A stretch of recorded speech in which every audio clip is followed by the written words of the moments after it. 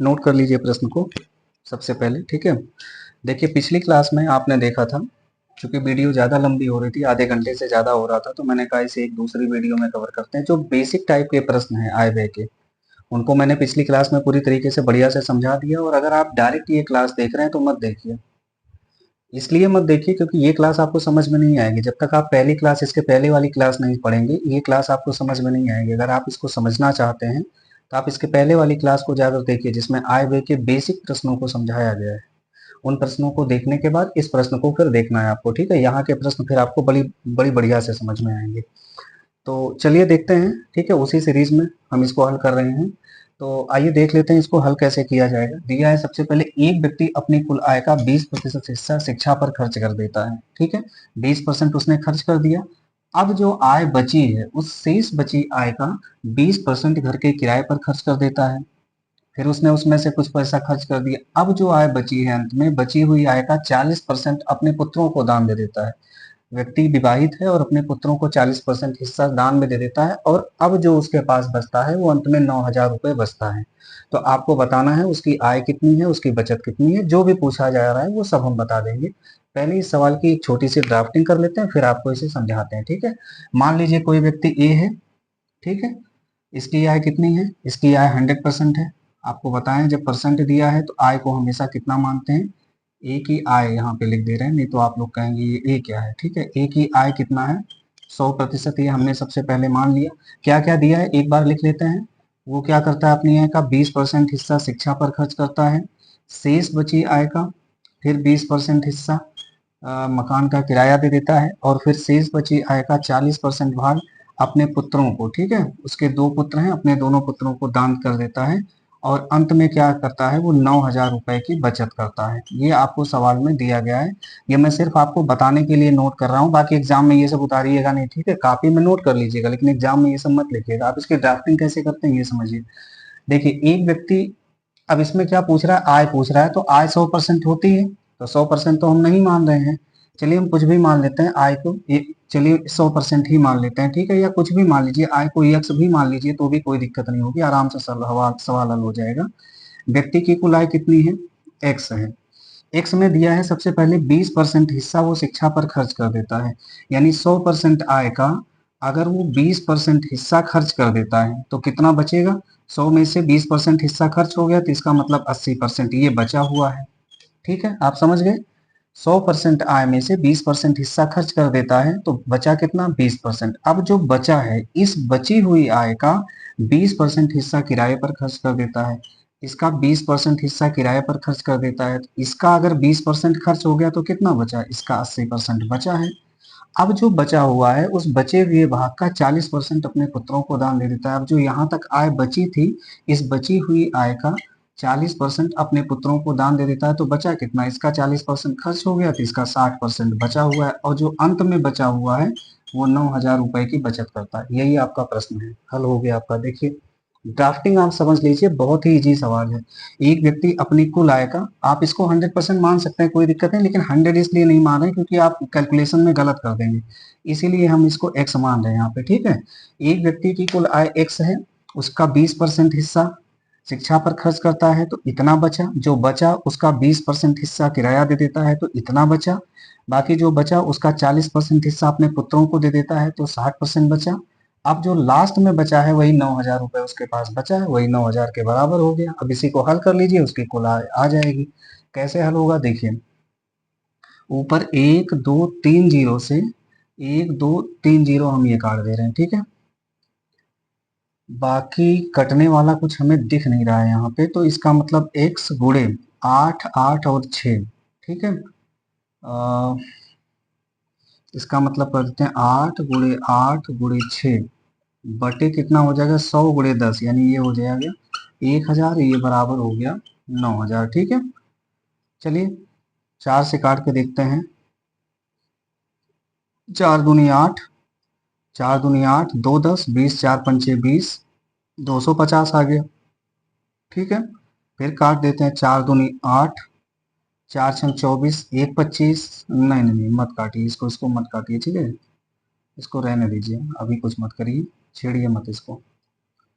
या ऐसा करते हैं, काटते ही नहीं है, डायरेक्ट ऐसा करते हैं, देखो क्योंकि काटने वाटने में बड़ा समय लगे। एक्स गुड़े इसको कर दो 8 × 8 × 6 बटे 1000 हो गया। ये बराबर 9000 के, तो एक्स बराबर क्या हो जाएगा, यानी 9000 में 1000 का पहली बात तो गुणा होगा, बटे ये कितना हो जाएगा, 8 × 8 = 64। 64 का 6 से गुणा कर दो, 64 का 6 से गुणा कर दो, तो 6 चौक 24, 6 छक 36, 37 38, ठीक है, 384 आ जाएगा। ये बराबर आ जाएगा 384। इसको आप हल करके इसका उत्तर निकाल लीजिए। जो भी इसका उत्तर आएगा ये व्यक्ति की क्या आ जाएगी, टोटल आ जाएगी, ठीक है। गुणा कर लीजिएगा आप, इसका कैलकुलेशन करके आप इसका आंसर निकाल लीजिए। ये इसकी क्या आ जाएगी, टोटल आय आ जाएगी। पूछ रहा है इसकी ये क्या आएगी, मासिक आय है। अगर वार्षिक आय पूछा जाए तो जो आय आएगी इसी को आप 12 से गुणा कर दीजिएगा, तो क्या आ जाएगा, इसका टोटल वार्षिक आय आ जाएगा, ठीक है। तो आय का वैल्यू तो मिल गया। अगर इसका मासिक खर्च पूछा जाए तो कितना होगा, मासिक खर्च अगर पूछा जाए तो देखिए, आय में से कितना खर्चा हो रहा है, 9000 रुपए की बचत करता है, तो खर्चा यही आ जाएगा। आय में से 9000 रुपए आप घटा दीजिएगा। आप गुणा करेंगे कि मैं कर दूं, मुझे लगता है आप कर लीजिएगा क्योंकि लंबा कैलकुलेशन है। अगर मैं गुणा करूंगा तो फिर काफी टाइम हो जाएगा, ठीक है, इसलिए आप गुणा कर लीजिएगा। देखिए यहाँ से इसकी टोटल आय निकलेगी, और आय के निकलने के बाद, ठीक है, उसमें से 9000 रुपए बचत इसकी घटा दीजिएगा, तो हर महीने का मासिक खर्च आ जाएगा, ठीक है। और उसको 12 से गुणा कर देंगे तो फिर वार्षिक खर्च आ जाएगा, ठीक है। तो इस तरीके से ये सवाल लग जाएगा। आप इस सवाल में कुछ है नहीं, बस कैलकुलेशन करना था, आप इसको कर लीजिएगा। तो आप ये समझ गए कि जब शेष बची आय का कहे तो अब इसको समझा देते हैं। देखिए, एक व्यक्ति अपनी कुल आय का 20% हिस्सा कहीं खर्च कर देता है तो इतना बचा, जो बची हुई आय का उसका 20% हिस्सा किराया दे देता है तो इतना बचा, और बची हुई आय का 40% हिस्सा पुत्रों को दे देता है तो इतना बचा, जो लास्ट में बचा है वो 9000 दिया गया है, ठीक है। तो इस तरीके का सवाल आपने कर लिया। आपको कुल आय निकालनी थी, कुल आय आप पक्षांतर करके निकाल लेंगे इस तरीके से, ठीक है। तो इसी प्रकार का एक और क्वेश्चन नोट करते हैं और फिर उसके बाद आपको बताते हैं। लिखिए सवाल, लिखिए इसके बाद, नोट कर लीजिए प्रश्न को। सवाल है, एक व्यक्ति अपनी कुल आय का 20% हिस्सा शिक्षा पर खर्च करता है, शेष बची आय का 70% घर के किराए पर तथा बची हुई आय का 60% हिस्सा अपने पुत्रों को दे देता है। यदि व्यक्ति अंत में 9600 रुपए की बचत करता है तो बताइए उसकी आय कितनी है, बचत कितनी है। कोई कठिन सवाल नहीं है, अभी मैंने जैसे बताया था बस उसी तरीके का प्रश्न है। आप देखिएगा, मान लेते हैं, ठीक है, ऐसा मान लेते हैं व्यक्ति की जो आय है वो कितना है, एक्स है, ठीक है। अब अपनी कुल आय में से 20% हिस्सा वो शिक्षा पर खर्च 20% हिस्सा शिक्षा पर खर्च कर देता है, तो 100% आय में से 20% खर्च कर देता है तो कितना बचा, बचा 80%, ठीक है। जो आय बची हुई है उस शेष बची आय का 70% घर के किराए पर खर्च कर देता है। बची हुई आय का 70% और खर्च कर देता है वो 70। अब बची हुई आय का 70% खर्च कर देगा तो कितना बचेगा, इसका 30% बचेगा। अब जो बची हुई आय है वो ये है, ठीक है, और इस बची हुई आय में 60% अपने पुत्रों को दे देता है। इसका अगर 60% वो अपने पुत्रों को दे देता है तो बची आय का 60% चला गया, तो बचा कितना, इसका 40% बचा, और जो बचा है यही 9600 रुपए के बराबर है। बस इसी एक लाइन में सवाल की ड्राफ्टिंग कर दीजिए, उत्तर आ जाएगा। समझ गए। उसकी कुल आय हमने एक्स मान ली थी, अपनी कुल आय का 20% हिस्सा शिक्षा पर खर्च कर देता है, तो 100% में से 20% खर्च कर दिया तो ये बचा, उसका 80% बचा। जो बची हुई आय है, इस बची हुई आय में वो 70% किराया दे देता है, तो कितना बचा, उस आय का 30% बचा। अब जो बची हुई आय है उस आय में से भी 60% अपने पुत्रों को दे देता है, तो कितना बचा, 40% बचा, और अंत में जो बचा वो 9600 के बराबर है। अब इसी को काट लीजिए आप, एक्स का वैल्यू निकल जाएगा, फिर पक्षांतर कर देंगे। देखो 1 2 3 जीरो से 1 2 3 जीरो ये हम काट लेंगे, नीचे 1000 बचा है, यानी 8, यानी x गुणे 8 गुणे 3 गुणे 4 बटे 1000, ये बराबर 9600 हो गया। अब देखो 8 से 1 24 होता है, ठीक है, या ऐसे नहीं, ऐसे काटते हैं। देखो 8 गुणे 3, तो 8 एक कम 8, 8 एक कम 8 1 9, 16 8 दूनी 16, ये 1200 हो गया। अब देखो 4 तिहाई 12 होता है, 12 एक कम 12, 12 एक कम 12, यहाँ पे 100 हो गया। इस 1000 का 100 से गुणा होगा, यानी x बराबर 1000 तो पहले था, इसमें 100 का गुणा हो गया। इतना रुपए उसकी आय है। ये कैसी आय है, यानी 1 2 3 4 5 1 लाख रुपए उसकी मासिक आय है। अगर इसी को 12 से गुणा कर दोगे तो उत्तर आ जाएगा 12 लाख। ये 12 लाख उसकी वार्षिक आय आ जाएगी। अच्छा, उसकी बचत भी पूछ रहा है, तो ये बताइए उस व्यक्ति की आय 1 लाख रुपए है, एक महीने में 1 लाख रुपए वो कमाता है।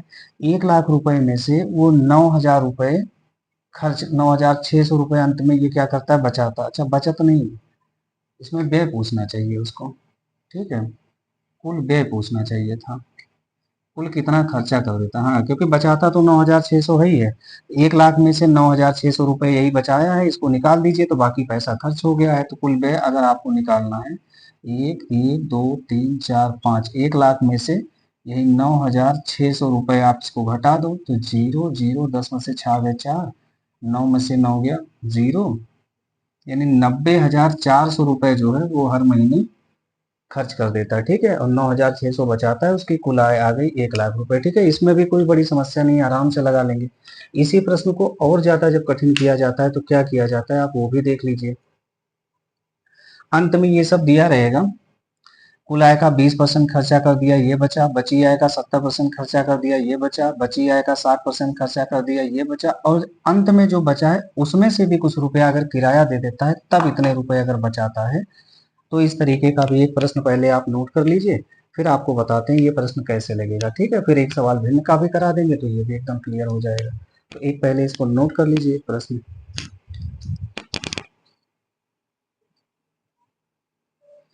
नोट कर लीजिए प्रश्न को, ठीक है। देखिए क्वेश्चन क्या है।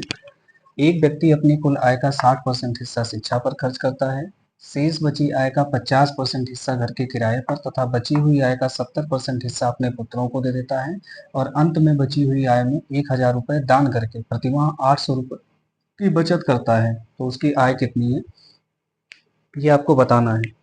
कुछ है नहीं बहुत खास इसमें, देखिएगा कैसे लगेंगे ये सवाल, ड्राफ्टिंग कर लीजिए तो आपको ये बहुत आसान हो जाएगा। उसकी आय मान लेते हैं एक्स है, अपने कुल आय में से क्या करता है, 60% हिस्सा 60% हिस्सा शिक्षा पर खर्च कर देता है। तो आय में से 60% खर्च कर देता है तो बचा कितना, उसके पास 40% बचा। अब इतनी आय बची है, इस बची हुई आय में से 50% किराया दे देता है। इस बची हुई आय का अगर वो 50% किराया दे देता है तो कितना बचा, इसका 50% बचा।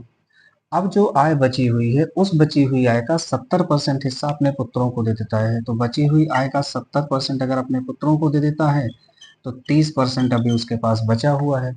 अब जो उसके पास बचा हुआ है इस बची हुई आय में से वो 1,000 रुपए क्या करता है, दान कर देता है, और अंत में 800 रुपए की बचत करता है, ठीक है। ये आपके सवाल की ड्राफ्टिंग हो गई। अब सवाल हल हो गया, अब आप इसको देख लीजिए बस कैसे लगेगा।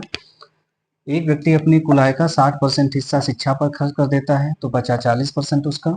जो बची हुई आय है इस बची हुई आय का 50% हिस्सा किराया दे देता है तो उसका 50% बचा। जो भी बचा है उसमें से 70% अपने पुत्रों को दे देता है तो उसका 30% बचा हुआ है। अब जो बचा हुआ था उसमें से भी वो 1,000 रुपए किराया कर देता है, 1,000 रुपए और माइनस कर दीजिए, और अंत में वो यही 800 रुपए बचाता है।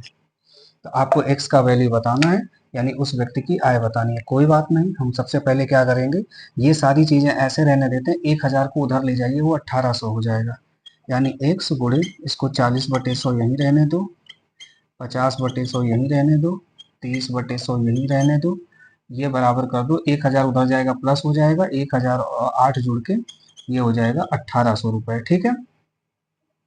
अब 1 2 3 जीरो से ऊपर के 3 जीरो काट लेते हैं, ठीक है।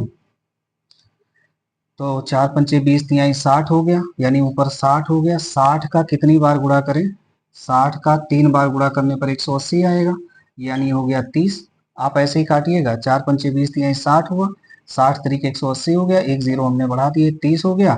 अब नीचे 1 2 3 जीरो बढ़ा यानी 1,000 है, 1,000 का 30 से गुणा कर दो यानी x बराबर आ जाएगा 30 गुणे 1,000, यानी 30 गुणे 1,000, तो 3 एक कम 3, 1 2 3 4, 30,000 रुपए उसकी आय आ गई। बस एक लाइन में सवाल हल हो जाएगा, ठीक है। तो इस सवाल में भी कोई दिक्कत नहीं है। बस अब एक सवाल और आप कर लीजिए जहां पर क्या देता है 60% और उसके बाद 50% की जगह पे अगर फ्रैक्शन दिया हो तो इसी प्रश्न को किस तरीके से हल करेंगे। तो पहले फ्रैक्शन का एक सवाल नोट कर लेते हैं, तो उसके बाद आपको फिर बताते हैं। तो पहले आप प्रश्न को नोट करिए। नोट कर लीजिए प्रश्न को,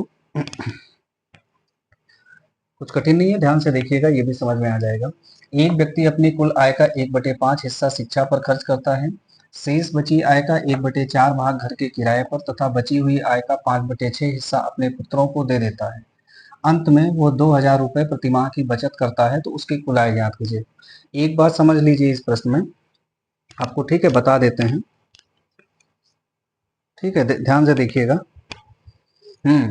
जैसे हमने लिखा 1/5 भाग हिस्सा शिक्षा पर खर्च दे देता है, तो ये कोई नाम दे सकता है, मान लो साइमन अपनी कुल आय का 1/5 हिस्सा चैरिटी में दान कर देता है, शेष बची आय का 1/4 हिस्सा मनोरंजन पर खर्च कर देता है, या 5/5 हिस्सा वो कहीं गिरा देता है, या कुछ ऐसा कर देता है। तो मतलब कुछ भी सेंटेंस बोल सकता है, बस आप इसका सेंटेंस का भाव समझिएगा, ठीक है, तो आपको सवाल आसानी से हल हो जाएगा। तो चलिए, जब भिन्न की बात है तो मान लेते हैं व्यक्ति की जो है कुल आय है वो एक भाग मानते हैं, लेकिन यहाँ पर हम x मानेंगे, ठीक है। तो देखिए, कुल आय को हमने x मान लिया। अब देखो सवाल की ड्राफ्टिंग, देखो कैसे एक लाइन में सवाल हल हो जाएगा अगर आपका कॉन्सेप्ट क्लियर है तो। एक व्यक्ति अपनी कुल आय का 1/5 हिस्सा शिक्षा पर खर्च कर देता है। चलिए, 1/5 हिस्सा अगर खर्च कर देता है, अपनी कुल आय का 1/5 अगर खर्च कर देता है तो बचेगा कितना, 4/5, यानी 5 में से एक हिस्सा अगर खर्च कर देता है तो 5 में से 4 हिस्सा बचेगा।